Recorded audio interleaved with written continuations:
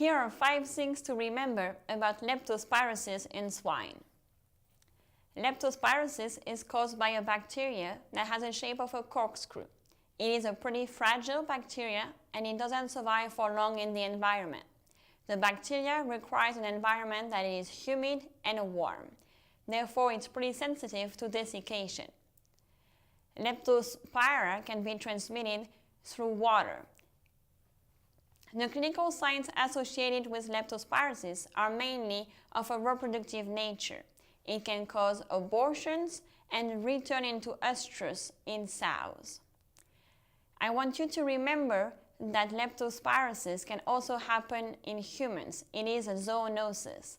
Clinical signs range from flu-like symptoms like fever to death with renal failure and infections of the liver. Leptospira can also be transmitted by vectors like rodents. Therefore, in a farm, you need to look out for mice and rats, especially if there are ponds or water near the farm. The clinical signs associated with leptospira are not very specific. Therefore, we need to do additional testing. Usually, we test the fetuses in the case of abortion with PCR or polymerase chain reaction. We can also do some serology testing. However, most of the sows are vaccinated against leptospirosis. Therefore, interpretation of results would be very difficult.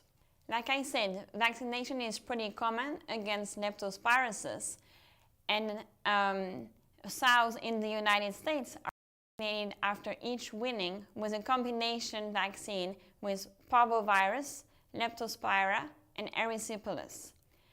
Vaccination is effective in preventing clinical signs. Therefore, leptospirosis is pretty rare in the United States.